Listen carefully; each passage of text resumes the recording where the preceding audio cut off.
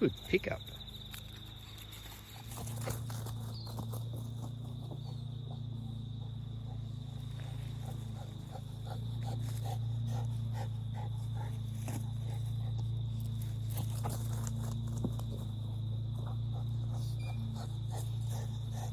Cheeky bat.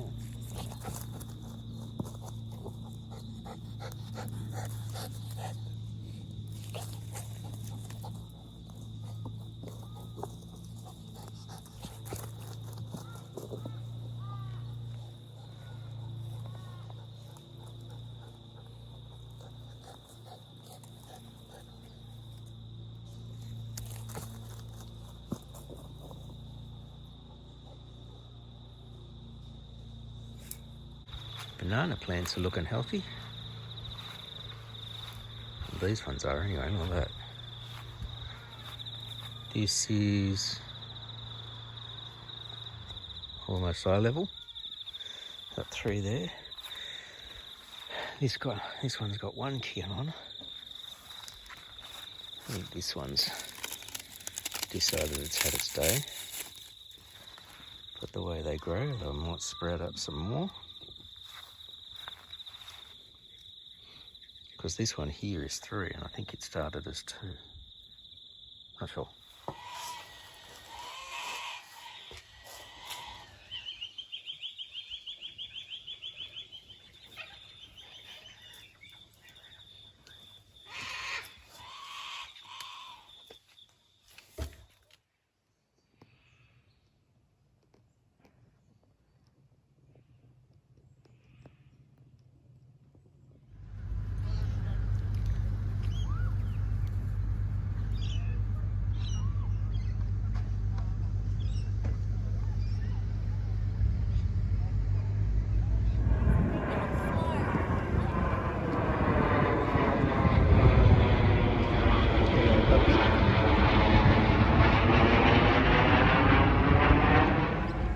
Mum, I'm coming.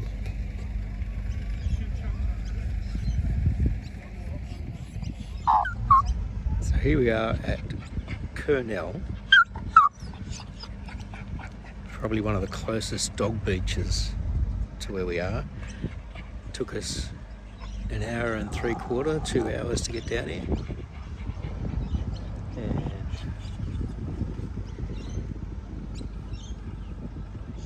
you can see all the cranes and stuff. That's the shipping yards, and you should be able to just see the Sydney City in the background. And of course the airplanes flying over us because we're under the landing path for the airport.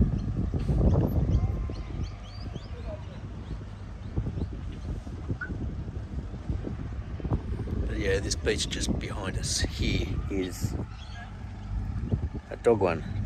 There's Mum.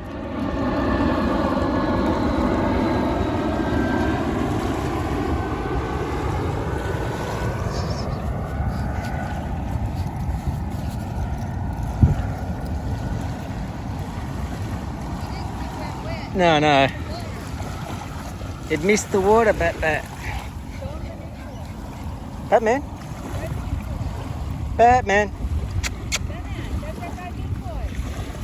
Doesn't squeak. Come on, this. Batman, do you want to catch this? Huh?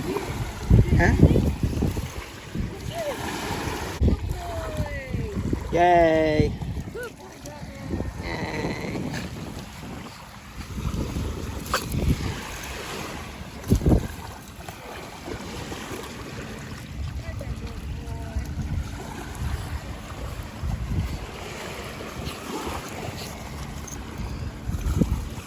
Oh, missed.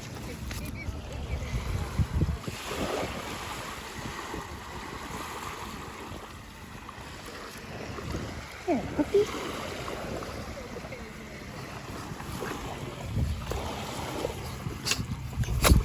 Ready?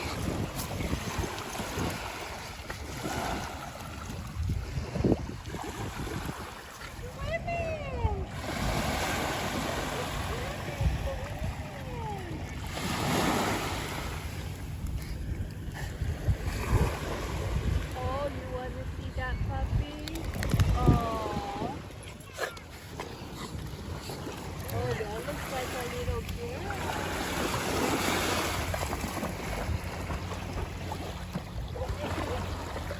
Good boy, good boy.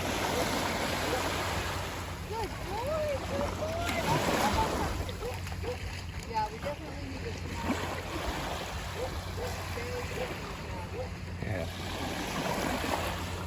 He's the women. Good boy.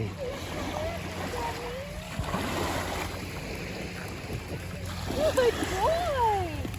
Boy, that's a weird eye. He's cool as that.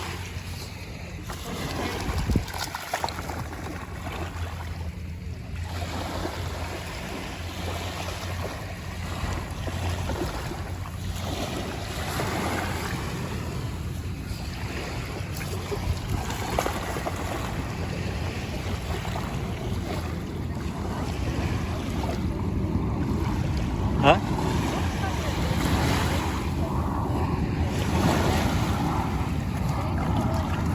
No. He just got little legs.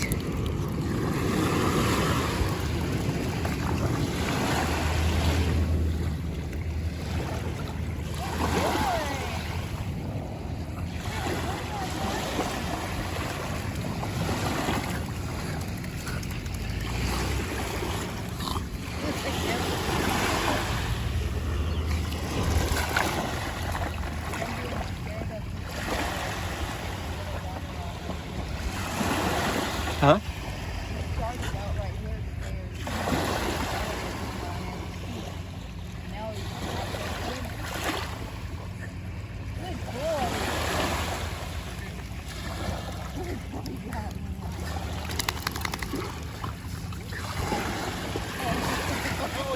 Oh.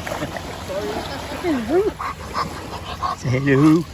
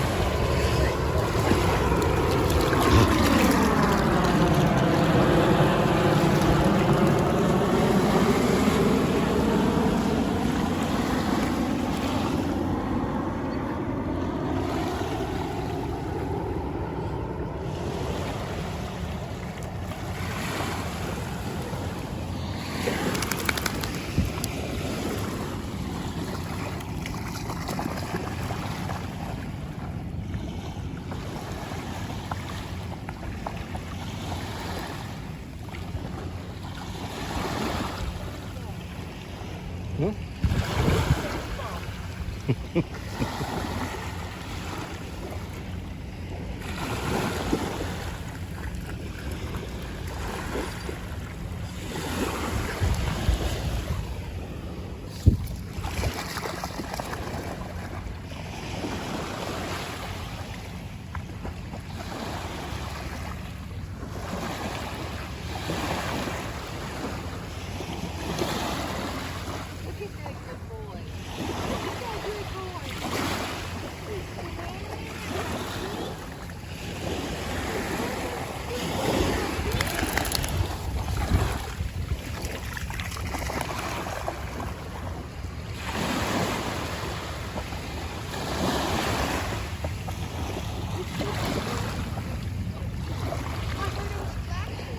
Yeah.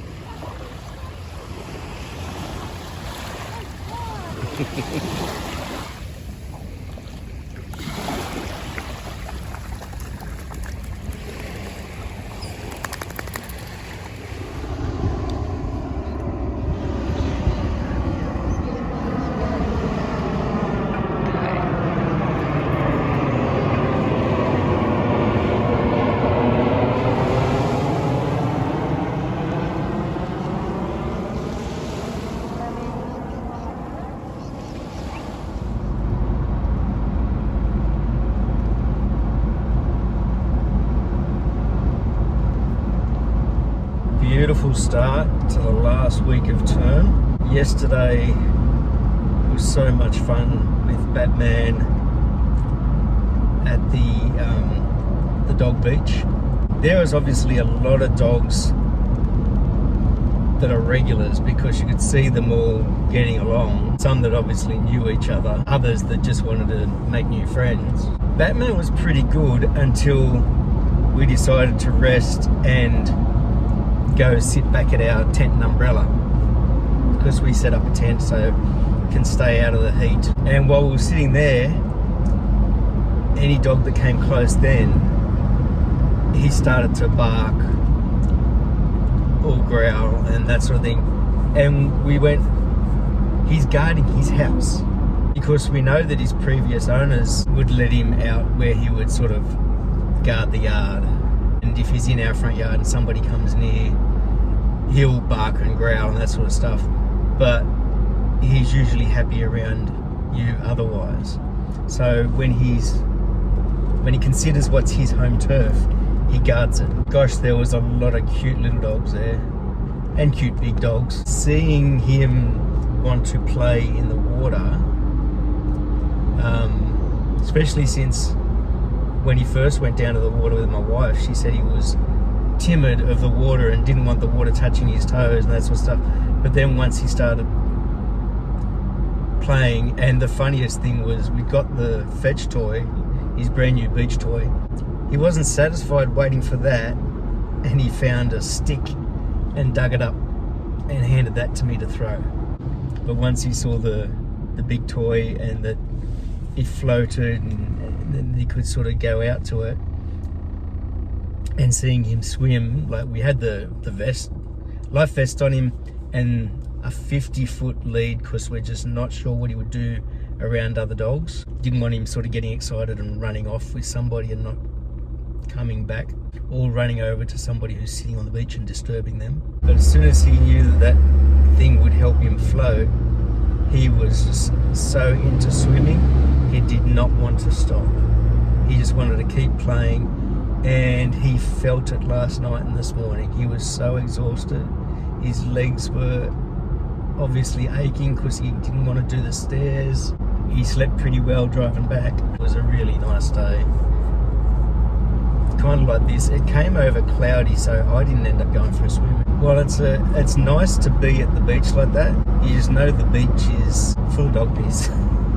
Where that is, Kurnell, is kind of just inside Botany Bay, which is the site of the airport, shipping ports, and a desalination plant. So the water wasn't the cleanest. I mean, it's got water coming in from the ocean, but it doesn't have that wave action of the ocean. And so I think it gets a lot of swirl around and sort of catches a lot of the debris. And it wasn't like it was full of plastic and rubbish and stuff. It was just lots of sticks, decent amount of seaweed, a lot of sticks and leaves and all that sort of stuff that you would expect to sort of wash down off the roads and in storm waters and off the little creaky inlets and that sort of thing. So, and there was a few stone breakwaters as well that sort of made the water just sort of swirl and collect as well. But otherwise, very, very nice day. We're going to have to do that more often for all of our sake. My wife loves the beach. I love the beach, and we just don't go there enough. I'm not a surfer. Never really learned to stand up properly, but I can body surf. And we saw how much Batman enjoyed it. We need to find a beach which is a coast beach. But I've got a feeling that they're all up on the central coast. Not really very close. Mind you, getting to Kurnell was an hour 45, 2 hours drive. So not like it's close anyway. Last week of tour.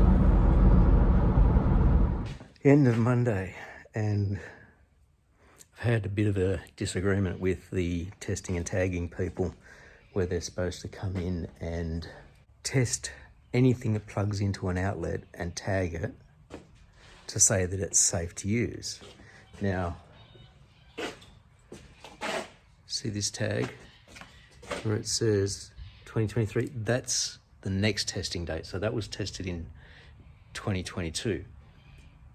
this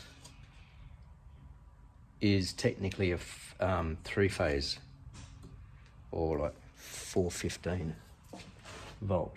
So any machine that has this type of cable with that type of plug, they said they're not allowed to test and tag, but previous companies have. So technically this stuff hasn't been passed. The thing that annoyed me the most was that they said they would not check inside cupboards, but then they said they would go inside storerooms. This whole trade school did not get touched until today. When I brought the guy around to say, look, this needs to be tested, this needs to be tested, he said, like, I even took him into the storeroom. You're not going to be able to see much because the lights are out in one of them. But there was welders and stuff down there. And he said, yep, we can test those. We can test stuff on shelves. But anything in a case, they weren't allowed to open up to test. So I grabbed everything that had a cord that was in a case. Some of the other things in there are cordless drills. I got their chargers out so that they would test and tag the chargers. But if it wasn't in an open case, they weren't going to test it. You see these two boxes? I opened them both up, right? That fell shut.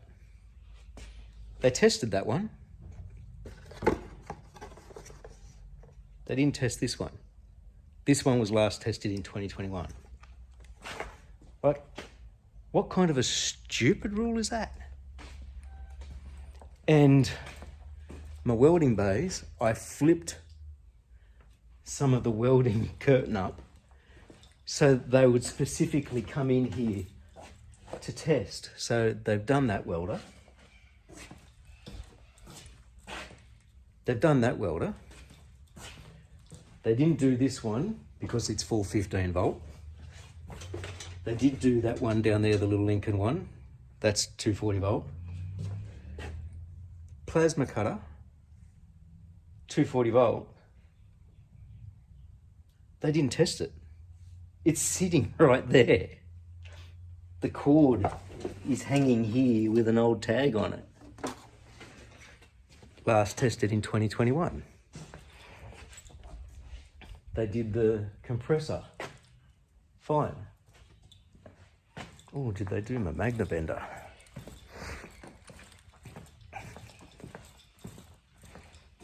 Yep, they did that because I specifically pointed it out to him. So I've come down here to check. I'm going to put these tools away. But I took all of the tools out down in my other workshop, and I don't think they've touched them. I think they've rushed up here, done these, and have taken off and said, yeah, we finished it all. But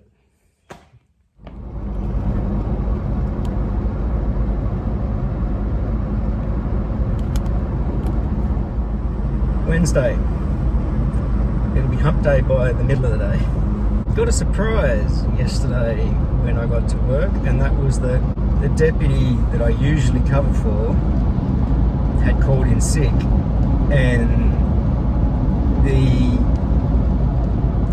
administration head teacher 2IC, who's doing the day sheet this week, put me onto being the deputy because I only had the one class today and the one class yesterday, and that was my stage 5 timber, but they didn't let me know. So I found out when I got to school and still didn't realise until I'd gotten to the up into muster. I didn't get to have the final timber class for the term. I also didn't get to use all that time off class to be able to get around and do things in the faculty, and I also had two of my supervision meetings with two of my staff, which we had to basically cancel. It was a quiet day, a quietish day as DP, so that wasn't too bad. But then in the afternoon, message came from the deputy, still sick, so won't be in today. I went and saw the principal and said, I'm assuming you saw the message because I got it as well. Considering I'm meant to be deputy Thursday, Friday, I may as well just come up here tomorrow as well. And he said, thank you. Today would have been the last lesson for year 12 and year 11 because I'm deputy on Friday, which is when I would have year 11, but I don't think many would show up anyway. And then tomorrow is the cross-country carnival. The principal is also leaving early for holidays, so today is his last day. So tomorrow and Friday it will be myself, the other deputy. We actually got a new deputy this year, a third one, which is a deputy of inclusion. So that is a DP who looks after our support unit students specifically. Not that they won't help out with other students, but that is their cohort that they look after. And we got that because we've had an increase in the number of students in our unit and increased to 7 classes this year, which qualifies for a DP. The DP that I'm sitting in for at the moment is DP of 8, 10 and 12. The other one is 7, 9, 11. And we're also doing an evacuation drill today. Some of the procedures have changed, so they sent them out and I went and revised what I need to do. Not much has really changed in my role, apart from the fact that I still have a very large area to check and clear out when we're evacuating. But it does say, like, the kitchens and textiles cafe area, that can be my 2IC or delegate. And the reason it says delegate is just in case the 2IC isn't in the area. My main thing is to clear out the bottom of our block as well as the trade school. Now, most of my classes this year are construction room or trade school, so it's more than likely that if an evacuation does happen, I'll be at that end of the school, clear that end, come through our block as I bring any students through, grab the first aid kit and my vest and hat. The vest and hat says area warden, and go out, check all my staff are there, report that to the administration, head teacher, and then check that staff of year 11 and SRC, but I think, and in general, that they are standing around the outside of the students once they've marked the roles to indicate that they're finished and supervise and all that sort of stuff. So that's the role that I revised up on. But I'm the deputy. I've got to check what the role is of the deputy and make sure, like, I want to be sure that my staff know what they need to do. I spoke to my 2IC yesterday. The fact that I'm not up there means that they've got to do possibly my job or delegate that out to somebody else. 2 of my other staff are absent, and one's the head teacher admin, not absent. That's one of my staff, but they have their own job to do. We shall see how it goes. The one great bonus of this is that one of the scenarios that construction in year 11 have to do for the apply safe work practices is go through an evacuation drill and follow all the procedures, etc. So all the students in my year 11 class who are at school today, I can check for them out there and sign off that scenario. and that means that I'll only have to do other scenarios with anybody who is absent. So I like that idea. And my 2 classes today, Year 12 Period 3, Year 11 Period 5, I've got to get onto Google Classroom, let them know that they can grab a laptop from the staff room and do Evidence Central work or anything else that they still have to try and do. I've teed that up with my staff to have them available. That is one thing about being a teacher, and in particular a more senior teacher, is that things can often not go to plan and you need to adapt to that. I said yesterday, I arrived at work and I was told I was DP, which meant I wasn't dressed for being a DP because I had my work pants and my work boots on, but I still wear a shirt and tie. So as long as I sat at my desk, I was fine.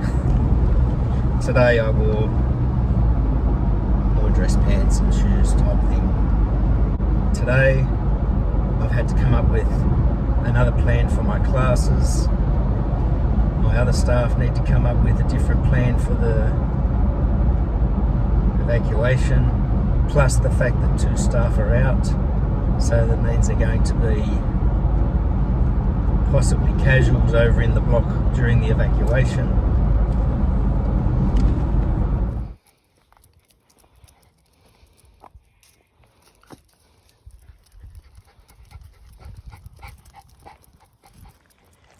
We had the cross-country carnival today. Weather was good for it. It was warm but not too hot, although I had my red hoodie on with my flash outfit again. Different hoodie. I bought a new hoodie. Same with this t-shirt. So I've got... Not a lot of people spotted the joke because I did the same thing on the hoodie. But it just seemed to blend in so well that there was only a few people who noticed what it actually said. See if you can spot what it was and let me know, because like I said, I was dressed as the Flash, who's really, really fast, and I was riding the kid's bike again, and the I put the Lightning McQueen's face on the front of the bike and his number 95 and lightning bolt down the sides of it. Came out really well. And this is the first walk since Sunday, after really going for it at the beach on Sunday. He's not, well, Monday he was just exhausted and his legs were a little bit worn out. He's very slow on the stairs. And then same Tuesday, yesterday, I think yesterday I was just too late home. And today he's ready to go for a walk. My legs and backside are really sore from riding that little kid's bike all day, because the seat on it is so small and hard. I went into the container that I've got all the old bikes stored in and tried to see if I could find a bigger bike seat. And there were, but none with the same size diameter seat post. So I'll have to look into that a bit more.